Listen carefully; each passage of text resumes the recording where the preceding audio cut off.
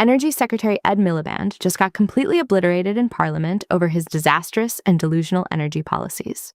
Madam Deputy Speaker, this government has learned the lessons of the geopolitical instability we have seen and continue to see. In an unstable world, we will keep driving for energy sovereignty and abundance with clean homegrown power. We will not gamble with the British people's money in the fossil fuel casino and ignore the lessons of the past. We have shown a determination to act to help families, and we will continue to do so. And we will work with our allies and partners to defend our national interest and seek to bring this conflict to an end for the benefit of citizens at home and the stability of the world. And I commend this statement to the House. Shadow Minister. Thank you, Madam Deputy Speaker, and I thank the Secretary of State for advance sight of his statement. Madam Deputy Speaker, the events in the Middle East this past week have shown why it is so vital that the government is doing all it can to ensure that UK businesses and households have a secure, reliable supply of dispatchable energy, a supply that we can rely on.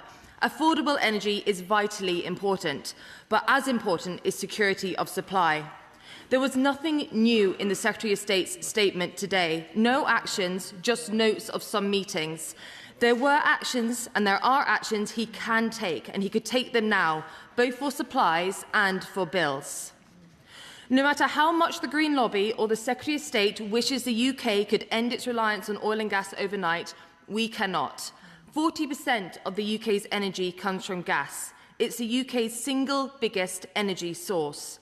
24 million UK homes and 500,000 businesses are connected to the gas grid.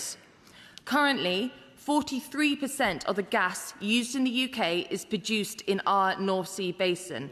It is a vital energy source. Every molecule of gas produced by the UK in the North Sea is piped onto our shores and into our grid. The oil produced comes onshore either here or to Europe to be refined. It does not and cannot get caught in the Straits of Hormuz or elsewhere. It is a secure supply of oil for the UK. Our North Sea oil and gas sector has been, is and should remain vital for our national security and as a national security resource for many years. It is a resource that the government and this Secretary of State is actively trying to shut down, however. The GMB Scotland Secretary has called his plans delusional and mean that we are facing, and I quote, the most destructive industrial calamity in the nation's history, a disaster risking jobs, communities, even higher bills and our energy security. That's from the GMB Scotland Secretary. The North Sea oil and gas industry and its workforce must be protected. He knows that this is the workforce and these are the supply chains which will, if still here, deliver the rollout of technologies like wind and nuclear into the future. The Secretary of State must overturn his ban on new oil and gas licences. Will he? He must immediately give confidence to the industry that they have a future in the North Sea by finally granting Jackdaw and Rosebank. What is taking so long? And to kickstart investment and to stem the accelerating fall in production and to secure the skilled workforce and supply chains, he must, with the Treasury, end the energy profits levy now. Nuclear is the UK's route to energy security. Nuclear works in the winter, can run 24/7 and is at latest prices worldwide shows it can be much cheaper too. But as the Secretary of State knows, our existing plants are nearing the end of life and the government is stalling on actions to replace or renew new gigawatt-scale sites. They have ruled out large-scale nuclear at Wilver and dropped the previous Conservative government's 24-gigawatt target. In light of current events, does the Secretary of State accept that not granting a new gigawatt-scale plant at Wilver, arguably the best site in the country for a large-scale plant, was a huge missed opportunity? We are still waiting for the government to accept recommendations from the Fingleton Review, which will make nuclear cheaper and easier to build. When will he do so, and will he do so in full? And I will briefly touch on the absolute Luddite approach to energy that the SNP have in Scotland. They tried to talk a good game and to sound like they support energy workers, energy generation and energy investment, but that's an illusion. They've got a ban on new nuclear, still a presumption against new oil and gas, and they're happy to coat the countryside in pylons and turbines and batteries, but have no plan whatsoever for when the wind doesn't blow. The Secretary of State last year signed a secret energy deal with China, and he doesn't like it to be called a secret, but what other word can there be when he refused to publish details month after month, and he only published it after sustained pressure from my right honourable friend, the Shadow Secretary of State for Energy. And it's no surprise he wanted to keep it a secret, agreeing to cooperate with China, a known threat, on batteries, on cables, on inverters, on turbines, effectively giving a nation that is known to have interfered in numerous sovereign states and has placed kill switches in energy infrastructure it has exported, giving them access to our energy grid. That is at best foolish and at worst reckless. Whatever you call it, it is another threat to our energy security. Madam Deputy Speaker, businesses are struggling with sky-high energy prices and households are bracing themselves for energy bills that may rise significantly this year. The Conservatives' Clean Power Plan would reduce bills by 20%. The Secretary of State could take that action today. Will he adopt our cheap power plan? Let me answer her questions, which I will do in a moment. I do say to the honourable lady, though, that I think the biggest question for this House and the country is, do we learn the lessons of these crises? You know, half of the recessions that have happened since the 1970s have been caused by fossil fuel price spikes. And we all face a choice, which is we can either learn the lessons of these crises and drive to clean homegrown power, which actually, to be fair, at some points used to be the policy of the last Conservative government, or we can pretend that those lessons don't exist and we can keep repeating the same mistake again and again. And I fear that what's happened to the Conservative Party since the general election is having already sort of gone halfway away from that important lesson, they've now gone fully away from it. And that takes me to the answer to her questions. On nuclear, we're doing the biggest nuclear building programme for half a century. We're doing all of the things that the last government promised and never delivered. Where were they with Sizewell C? They said they'd have agreement in the last Parliament. They didn't. We're doing it. Where were they with SMRs? We're actually doing it. Yes, we will publish the details of Fingleton shortly, and it will be an important step forward on regulation of our industry, which they never did. On the North Sea, I think she said it's an incredibly important resource, which is exactly what I said in my statement. And indeed, we listened to the industry and took a pragmatic approach on tiebacks to existing fields, welcomed by the industry, to keep our manifesto commitment of keeping existing oil and gas fields open for their lifetime.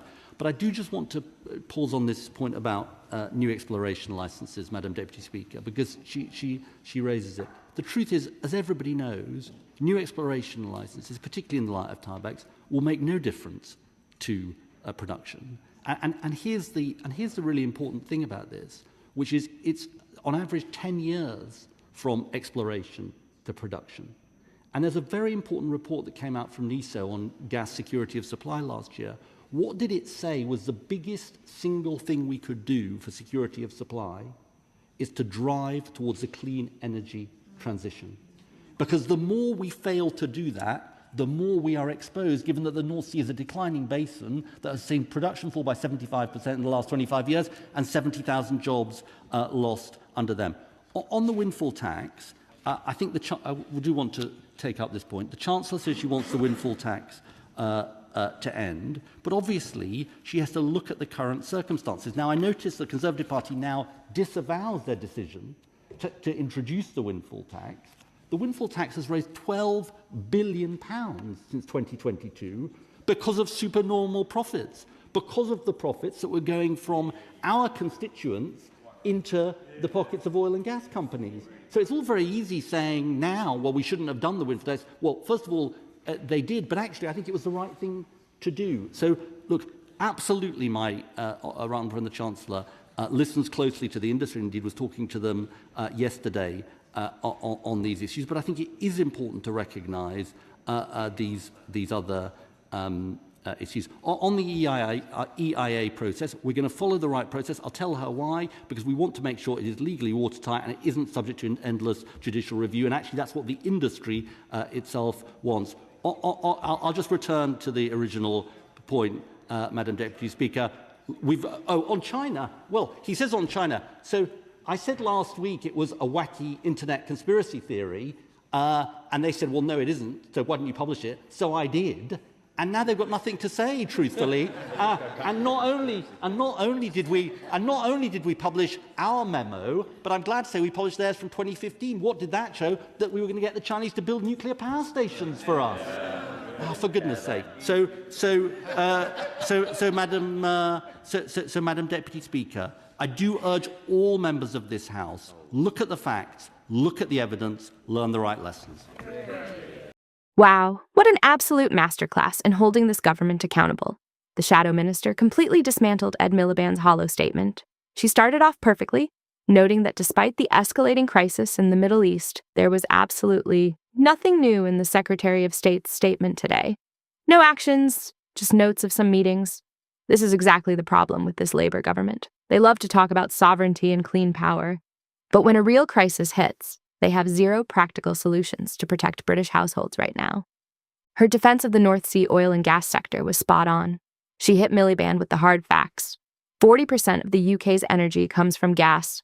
43% of the gas used in the UK is produced in our North Sea basin. This isn't some abstract luxury. This is what keeps the lights on and homes warm for 24 million people. And as she brilliantly pointed out, the oil and gas produced here does not and cannot get caught in the Straits of Hormuz. It is the ultimate secure domestic supply. Yet what is Ed Miliband doing? He is actively trying to shut it down with his ban on new licenses.